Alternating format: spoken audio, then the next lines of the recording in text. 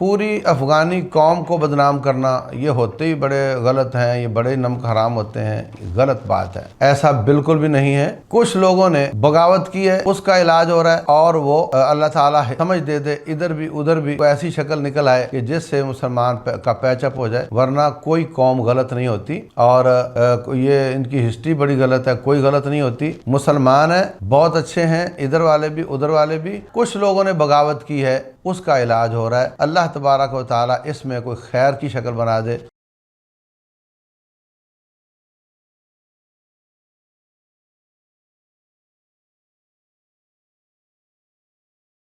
بسم اللہ الرحمن الرحیم۔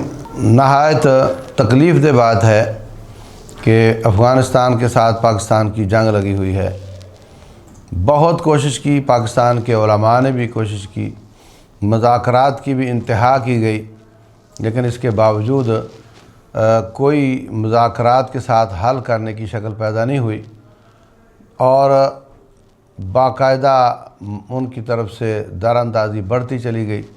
تو آج ہمیں یہ کالے دن دیکھنے پڑ رہے ہیں کہ مسلمان کے ساتھ لڑ رہا ہے، اور دونوں طرف سے مسلمان ہی کٹ رہے ہیں۔ حضرت علی بن ابی طالب رضی اللہ عنہ نے خوارج کے ساتھ جہاد کیا۔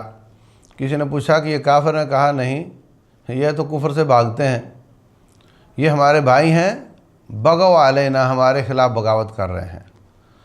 ایسے مارکے میں کوئی ہار جیت نہیں ہوتی، کوئی مال غنیمت، کوئی لونڈی غلام نہیں ہوتا، حتیٰ کہ یہ بھی کہ اگر ان میں سے کوئی زخمی ہو جائے تو اس کا علاج کرو اور اس کو مزید قتل نہ کرو، کیونکہ اصل تو اس کو بغاوت سے روکنا مقصد ہے، قتل کرنا مقصد نہیں ہے۔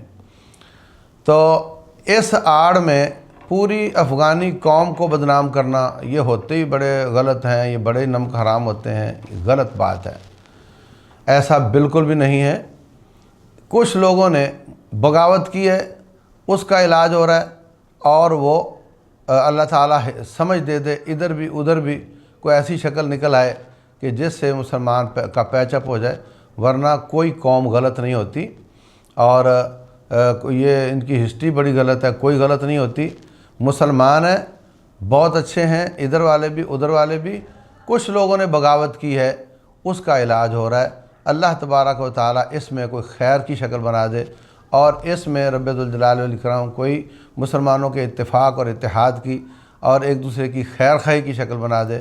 ملا عمر رحمہ اللہ کے زمانے میں اتنے اچھی صورتحال تھی کہ پاکستان کے فون نمبر جو لینڈ لائن ہے، وہ اگر اسلام آباد کا کوڈ ملاؤ تو کابل تک وہی چلتا تھا، اور کوئٹے کا ملاؤ تو جلال آباد تک وہ قندھار تک وہی چلتا تھا، پشاور کا جلال آباد تک چلتا تھا، اور روپیہ وہاں بھی چلتا تھا، یہاں بھی چلتا تھا، اور اتنی انسجام تھا، یکجہتی تھی، اور کوئی ویزا نہیں تھا، اتنی پیاری صورتحال تھی۔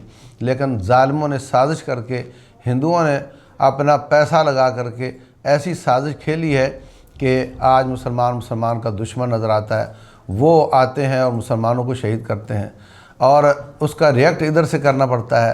تو رب ذوالجلال سے بہت زیادہ دعائیں کریں، اللہ تبارک و تعالی ہماری سرحدوں کو محفوظ کرے، اور بہت زبان میں محتاط ہو جائیں، غلط بات نہ کریں۔ دونوں طرف مسلمان ہیں، اور میجورٹی اچھے لوگوں کی ہے، بس کچھ لوگوں نے بغاوت کی ہے، اللہ ان کو ہدایت عطا فرمائے۔